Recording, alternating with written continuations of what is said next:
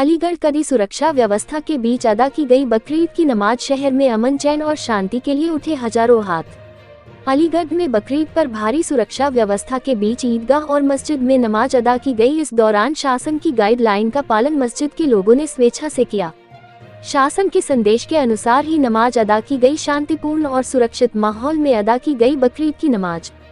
इस दौरान भारी संख्या में पुलिस बल व प्रशासनिक अधिकारी मौजूद रहे।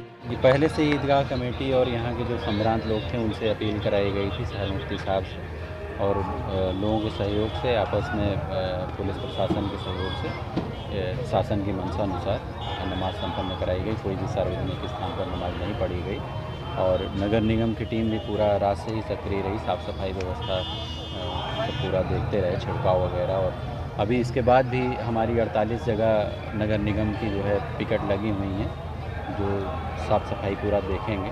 और निगम की भी लापरवाही देखने को पुलिस को लगना पड़ा और लगाने में पानी नहीं, वो थोड़ा सा हल्का सा चोक हुआ था, फिर उसके बाद तत्काल जो है वो सही हो गया। सड़क पर भी नमाज हुई, छत पर भी नमाज? नहीं, सड़क पर कोई नमाज नहीं हुई।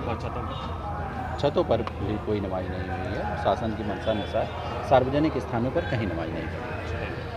ये बात नमाज जो अदा की गई, किस तरह की तैयारियाँ की गई? देखिए, आज 17 तारीख को ईद की नमाज 2 पालियों में अदा की गई है और सभी तरह की व्यवस्था शरीर सुरक्षा के लिए एक कंपनी RF और एक कंपनी PSE भी यहाँ पे बुलाई गई थी। लोगों के सहयोग से सकुशल ईद की नमाज संपन्न यहाँ पर करवाई गई है। कितनी कंपनियाँ लगाई गई थी और किस तरह की प्रशासनिक व्यवस्था है? एक कंपनी PSE यहाँ पर लगाई गई थी और एक कंपनी RF यहाँ पर तैनात की गई थी। बाकी प्रशासन की ओर से भी नगर निगम की गाड़ियाँ यहाँ पर उपलब्ध थीं। लगातार यहाँ पर छिड़काव भी किया जा रहा था और साफ़ सफाई भी रखी जा रही थी, जिससे कि यहाँ पर लोगों को नमाज अदा करने में किसी भी प्रकार की कोई समस्या ना फेस करनी पड़े। शासन के आदेश थे कि खुले में नमाज सड़क पर ना अदा की जाए, तो उसको किस तरह पालन करेंगे? यहाँ पर शहर मुफ्ती साहब का आदेश था कि इसमें 2 पालियों में, एक पाली 6:15 बजे और दूसरी पाली 7 बजे में नमाज अदा की जाएगी। तो उसी का अनुपालन लोगों के सहयोग से पूरा करवाया गया और उसी के चलते शासन के जो निर्देश थे उनका भी हमने सख्ती से पालन करवाया। नहीं आना चाहिए था। नमाज के बाद किस तरह का पैगाम देंगे और ईद क्या पैगाम लेके आती है? देखिए, ईद का पैगाम ये मैं अपनी तकरीर के दौरान कहा, ये मोहब्बत का पैगाम है, कुर्बानी का पैगाम है।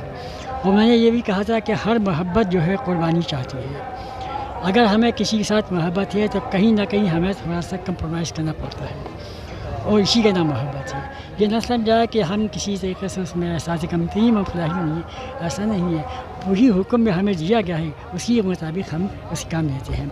तो बहुत सी जैसे जगह बहुत सी चीज़ों का नज़रअंदाज करना पड़ता है। तो इसी क्या कहूँ हमें आज मैं पूरी उम्मत को, अपनी कौम को, अपने तमाम मुसलमान भाइयों को, वो अपने हम वतनों को भी वो आपस में प्यार मोहब्बत का माहौल पैदा करें और ईद अज़हा का जो सही पैगाम है वो आम करें।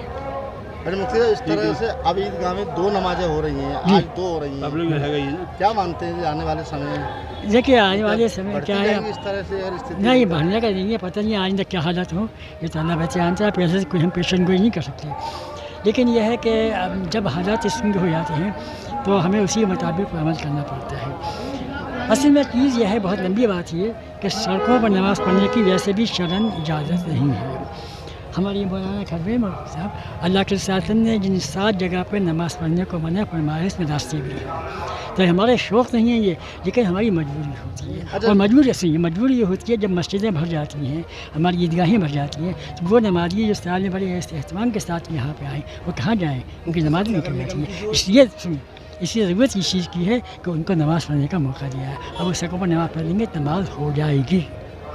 लेकिन आप शौक़िया जाके नमाज़ पढ़ेगी तो समझिए नमाज का पूरी तरीके से मस्जिद भरी नहीं है, ईदगाहें भरी नहीं है और लोग शौक़ में या शरारत में अगर बीच में सफ़र बना लेंगे तो उनकी नमाज नहीं होगी।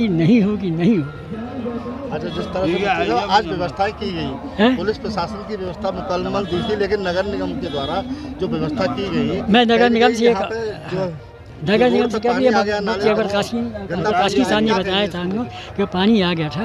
ये पानी जो है उनकी कुछ इसमें रही है, कोताही रही है। ये कोताही आइंदा नहीं होनी चाहिए। ठीक है। मौलाना हमारे सुनिए सुनिए जी जी, आप जो कहना चाह रहे हैं मैं समझ रहा हूँ। दूसरी जमात का वक्त तैयार है। अभी हम तकरीबन 5 बजे से हैं, हमारे तमाम लोग हैं और यहाँ प्रशासन के भी लोग हैं। ऐन वक्त में जब खुतबा शुरू हुआ, खुतबा शुरू होते ही जो है गंदे नाले का पानी जो बाहर आना शुरू हो गया, तो बड़ा मामला संगीन हो गया। ऐसा कैसे हो जाएगा, आने वालों के कपड़े ख़राब हो जाएंगे और ईद का मौका है। तो इमीडिएटली फ़ौरन जो है CO साहब से हमने अवगत किया और SP साहब भी आए। तो जहाँ तक हमें ये समझ में आ रहा है जब कल DM साहब और तमाम नगर आयुक्त वगैरह सब मौजूद थे, कप्तान साहब भी मौजूद थे और इस बात की तवज्जो दिलाई गई कि सफाई सुथरा खास ख्याल रखा जाए और नालों का खास ख्याल रखा जाए।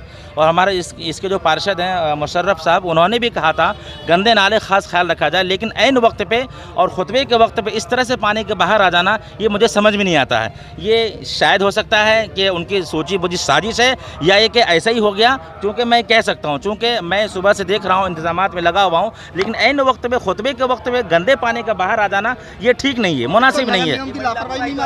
बिल्कुल ये मानी जा सकती है नगर निगम की लापरवाही मुकम्मल तौर पे, जबकि उनसे ये कहा गया कि आप जो इसका खास ख्याल रखें। जबकि मैं भी मौजूद था उस मीटिंग में, लेकिन पता नहीं ऐसे वक्त में इस तरह से गंदे पानी के बाहर आ जाना ये मुकम्मल तौर पे नगर निगम की लापरवाही है।